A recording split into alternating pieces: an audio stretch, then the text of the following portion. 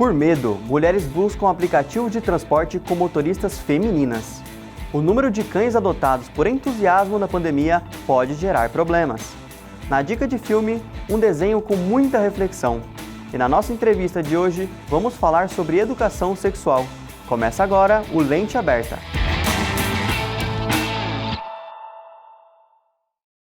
No Código Penal, assédio sexual é definido como crime prevendo pena de detenção de 1 a 2 anos, de acordo com o levantamento divulgado no início de 2020 pelo Ministério Público do Trabalho. Nos últimos 5 anos, as denúncias de assédio sexual cresceram 63,7%, sendo as mulheres as maiores vítimas. E é por causa desse assédio que muitas mulheres hoje têm medo de usar o transporte por aplicativos. Veja a seguir relatos de assédio e a análise de um especialista para entender por que isso acontece com tanta frequência. A reportagem é de Aleph Araújo. Essa estudante de psicologia já sofreu assédio dentro de um carro de aplicativo de transporte. Por isso, pediu para não ter a identidade dela revelada. Eu estava voltando de uma festa da faculdade e eu fui pegar um Uber com um amigo. Meu amigo foi na frente, eu estava no banco de trás. Ele veio puxando uns papos enquanto meu amigo estava junto, mas depois que deixou ele em casa, ele começou a perguntar coisa de mim, perguntar o que eu fazia de curso, o que era festa. Mas ele começou a falar que tinha outras festas melhores, que ele mesmo era estudante, que tinha outros bares melhores. Se eu queria ir com ele, eu fiquei não, obrigada. Tava desconfortável, mas até aí, vamos lá. A estudante lembra que o motorista não parava de fazer perguntas e elogios a ela. Foi nessa hora que teve mais medo. Ele sempre ia tentando falar coisas, perguntar mais coisas de mim. E aí eu tentava dar umas respostas mais secas. E ele começou a falar aquelas coisas, não, porque você é muito bonita. Eu lembro dele acelerando muito o carro quando eu parei de responder. E eu fiquei com medo, porque eu não sei, eu senti que fosse uma ameaça. Eu lembro de sentir muito medo, o caminho todo, de ficar muito tensa. Uma pesquisa dos institutos Patrícia Galvão e Locomotiva revelou que 97% das brasileiras já sofreram com assédio sexual dentro de transportes públicos e privados. O assédio sexual, ele está configurado aí, como um ato abusivo, podendo se configurar numa questão de gênero. Isso se aplica tanto a homem quanto a mulher, mas devido à nossa sociedade, a gente sabe que isso, no caso, é uma coisa que corre mais com relação a mulheres, que é, então, o ato de você fazer algo que aquela pessoa necessariamente não está concordando, certo? Então, aí isso caracterizaria um assédio sexual, segundo aí está prescrito, nas nossas leis formais. Denise é motorista de aplicativo de transporte particular há 11 anos. Ela diz que prefere trabalhar durante o dia porque de noite o risco de assalto é maior. Dependendo do local, que eu estou, mas a gente procura, tem o suporte da Uber, que a gente pode contar. E a gente conta com a sorte também, Alguns lugares que a gente já sabe que é marcado, que já teve casos, entendeu? E outra, eu trabalho durante o dia e eu vejo a probabilidade de assalto, de coisa assim, durante o dia é menor. Por causa de trânsito. Por que eles preferem à noite? Porque o trânsito é mais lento, não tem quase trânsito. Então, a trajetória dele vai ficar mais fácil, entendeu? Dele fugir. Denise diz que não vê diferença entre passageiro homem ou mulher, mas que as passageiras se sentem mais seguras quando notam que a motorista é uma mulher ao volante. De 10 mulheres, 8 falam a mesma coisa. Ai, que bom que é uma mulher, entendeu? Porque elas se sentem mais seguras. Agora, não, eu não tenho preferência, não, de homem, mulher, desde que existe o respeito e tal. Não tenho grandes problemas com isso, não. A estudante, depois do assédio que sofreu, fica aliviada quando entra em um carro de aplicativo e vê uma motorista mulher. É de alívio e, agora eu sei que nada de ruim vai me acontecer. Para o sociólogo, que também é professor universitário, é necessário debater o problema nas escolas e em casa, e assim tentar mudar a realidade do assédio. Teremos que construir um processo educacional crítico, para ser um projeto a médio prazo, não a tão longo prazo. Principalmente, por exemplo, você quebrando o tabu da educação sexual das crianças, né? As crianças têm que ser educadas a partir do início da vida delas, sabendo o que uma relação sexual significa e sabendo a importância que tem do compartilhamento, inclusive afetivo, com as outras pessoas que estão com você com relação a isso, né? Para quebrar a lógica do dominador. Em dezembro de 2020, a Uber começou a disponibilizar um mecanismo para todas as motoristas mulheres assentarem corridas apenas de passageiras. A ferramenta U-Elas é um botão dentro do próprio aplicativo e pode ser acionado a qualquer momento. No próximo bloco, você vai ver a indicação de um filme para você assistir com toda a família e vai ver também que durante a pandemia, muitos animais foram abandonados nas ruas de Ribeirão Preto. Não saia daí, o Lente Aberta volta daqui a pouco.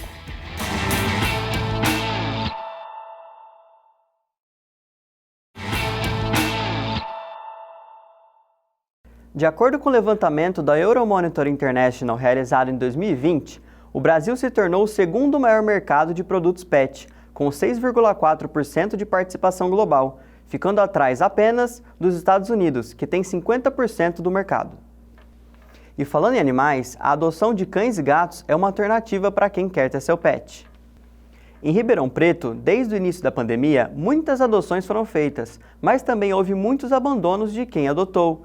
Veja na reportagem de Franciele Ferreira. Durante o isolamento social imposto pelo coronavírus, muitas pessoas sentiram a necessidade de adotar um animal de estimação para fazer companhia. Lúcia conta que a família dela decidiu adotar logo 2 animais. Um deles, a gente queria fazer um teste de como ter um animal de porte grande em casa, que seria o George, né, o nosso cachorro. E o nosso gatinho, mais de ficar em casa, dentro do quarto, então a gente queria ter essa experiência também de ter um gatinho, um filhotinho em casa. Ficou mais próximo com a família, aprendeu a ter mais higiene, né, principalmente com os gatinhos. Lívia também resolveu adotar em meio à pandemia. Acostumada a ter sempre um bichinho de estimação na casa da mãe, ela conta que após se mudar para Ribeirão Preto, sentiu falta de uma companhia animal.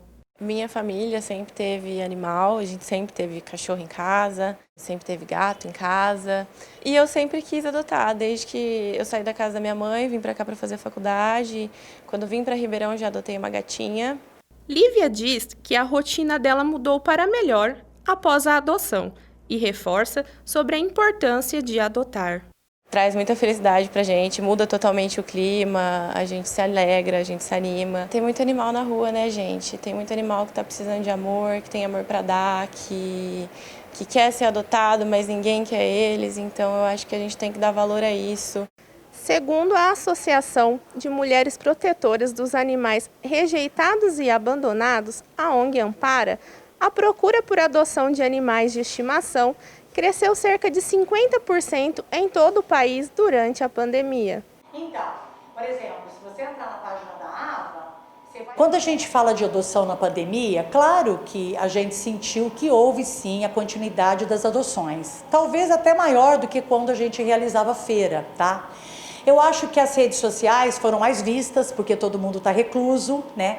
E as pessoas automaticamente buscando mais coisas nas redes sociais e automaticamente vendo os animais e adotando mais. Se por um lado, o aumento das adoções foram positivas durante a pandemia, por outro, é preciso ter responsabilidade nesse momento na hora de adotar um animal. É importante a gente deixar um recado aqui. Quando as coisas alternam muito, por exemplo, pandemia, aí todo mundo vou adotar, né? A gente precisa ter muito cuidado, porque a adoção requer uma responsabilidade para um animal, por exemplo, de 10 a 15 anos. E às vezes a pessoa entusiasmada ou solitária demais, sem refletir muito sobre a questão da responsabilidade, ela pode pegar animal e depois se arrepender. Então a gente tem que ter uma análise muito mais criteriosa nesses picos de aumento de adoção. Uma dica para quem quer adotar é se preparem, porque vocês precisam saber cuidar de um animal, precisam entender que ele precisa de cuidado, mas não se esperem, adotem. É a melhor coisa do mundo, ter um bichinho ali para te dar amor, para te alegrar, para ficar com você, para te pedir carinho, é tudo. Em setembro de 2019, foi sancionada uma lei que aumenta a punição para quem pratica ato de abuso, maus tratos, ferimento ou mutilação de animais. Conforme a nova legislação, a pena agora vai de 2 a 5 anos de reclusão. Discutir como emoções funcionam pode não ser uma tarefa muito fácil, mas a dica de filme de hoje faz exatamente isso de uma forma bem divertida. Confira agora no Mandando Ver com Guilherme da Silva.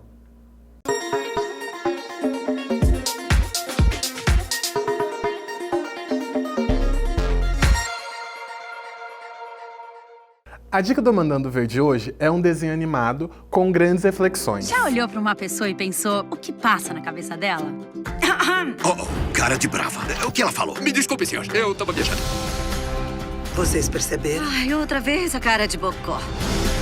Chefe, ela bufou pra gente. É dia de lixeiro? Não abaixei a tampa do vaso. O quê? Desembucha! O quê? Foi isso que escolhemos no lugar do piloto carioca?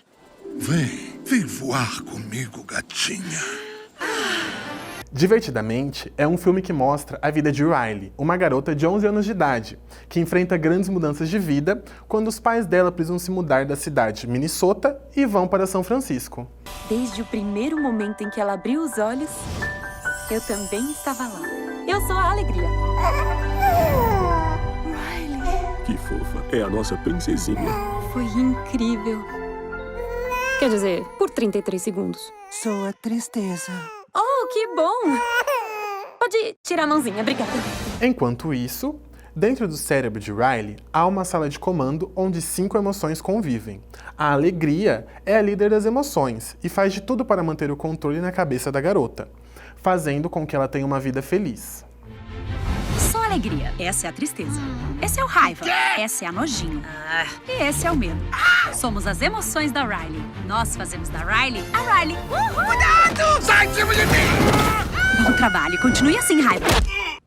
Sempre às ordens, alegria. Mas esse cenário de controle muda quando acontece uma confusão e a alegria e a tristeza são ejetadas para fora da sala de comando.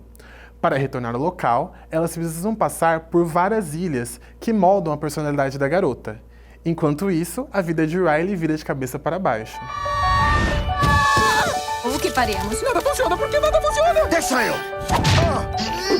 Isso é um mega problema. A alegria é boa nisso. Onde estamos? São memórias de longo prazo. Nós podemos dar um jeito. Voltamos para a sala de comando. Você pode se perder. Pense positivo. Tudo bem. Positivamente, penso que vai se perder. O filme, embora seja um desenho animado, abrange o público de diversas idades, porque ensina que é importante aceitar a tristeza como meio de crescimento e evolução. E além disso, que as emoções ajudam a estruturar a vida social. Vale a pena curtir e passear pela mente e emoções da personagem. Como foi na escola? Foi até legal, eu acho. Faz bom da alegria! Pode consertar, não pode?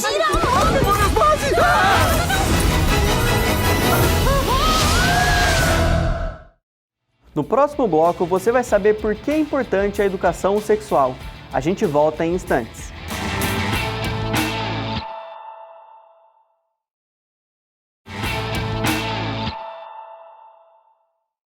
A educação sexual é o nome dado para o processo de sanar dúvidas de temas relacionados à sexualidade. Segundo pesquisa realizada em 2017 pelo Grupo Mosaico, os jovens estão iniciando a vida sexual cada vez mais cedo, entre os 13 e 17 anos, mas sem orientação apropriada. Outra pesquisa, realizada pelo Instituto Criança é Vida, comprovou que a educação sexual iniciada com crianças a partir de 7 anos foi uma experiência de sucesso, chegando à conclusão que a sexualidade deve ser discutida com crianças e adolescentes desde cedo. Esse é o assunto de hoje na nossa entrevista com a repórter Vitória Conrado. Olá, estamos aqui com Larissa Mametes. É psicóloga, sexóloga, formada pela Universidade de Ribeirão Preto, pós-graduada em Sexualidade Humana pela Faculdade de Medicina de São José do Rio Preto, para falar sobre a importância da educação sexual. Muito obrigada por ter aceitado o nosso convite, Larissa. Vamos lá. Qual que é a importância da educação sexual nos dias atuais?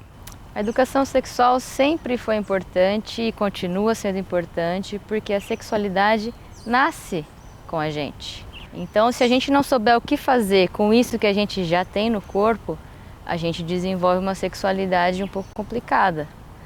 Por isso que educar isso é importante, para a gente saber o que fazer com essa pulsão, com essa energia que já está dentro da gente, que nasce com a gente, que se desenvolve com a gente ao longo do tempo. E existe alguma regra quando o assunto é sexualidade? Existem algumas regras, sim. Primeiro, existem conteúdos que são melhor absorvidos com alguma maturação cerebral, né? Maturação da sexualidade. E também quando a gente fala já da ação sexual, existem algumas regras também, né? Que as pessoas vão ter relação sexual com consentimento de ambas. Então sim, há algumas regras, esses foram só alguns exemplos. Existe alguma idade certa para introduzir o assunto?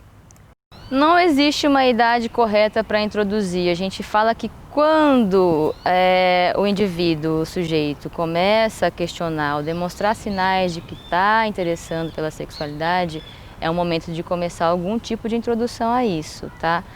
Mas o que eu enxergo que é muito importante? Desde pequena a gente começar a introduzir algumas coisas que têm a ver com a sexualidade. Por exemplo, o banho, higiene pessoal. Isso tem a ver com sexualidade. Não é só falar de sexo, mas falar do próprio corpo, da região genital, do cuidado que tem que ter com isso, inclusive na limpeza. E a inclusão da educação sexual nas escolas ajudaria a diminuir a ação como abuso infantil, por exemplo? De acordo com a literatura, parece que sim, tá? Por quê? Porque você cria um tipo de orientação para que tanto os adultos quanto as crianças reconheçam algumas atitudes que possam estar indicando esse tipo de abordagem. A abordagem e orientação sobre o sexo ajudaria futuramente aos jovens iniciarem a sua vida sexual, né, sem frustrações? Não sei se ajuda, tá? Porque a frustração ela vem muito do que a gente idealiza, né, de uma ideologia, e é muito difícil a gente se livrar de idealizações, por mais informações que a gente tenha. A gente é repleto de mecanismo de defesa, a gente tem o ego, né? É claro que pode trazer frustrações menores, ou sei lá, menos importantes, talvez, também nem sei se esse seria o termo. Pode auxiliar de alguma forma, mas evitar que frustrações aconteçam, acho pouco provável. Quais são os objetivos, assim, da educação sexual hoje? Eu acredito que o objetivo, não sei qual é, mas o que eu gostaria que fosse é que tivesse uma orientação bem séria em relação à higiene pessoal, uma relação bem séria em relação a DSTs, bem séria em relação à gravidez indesejada, bem séria em relação a abuso sexual, a alguns relacionamentos abusivos também, que às vezes não vai só para o sexo, mas tem a ver com sexualidade. Educação sexual, hoje eu falo de inteligência sexual, que é, assim como a gente tem outras coisas que a gente aborda, inteligência emocional, a gente conseguir desenvolver a inteligência sexual, que é você saber o que fazer com a sua sexualidade. Saber o que você está sentindo e o que fazer com isso que você está sentindo.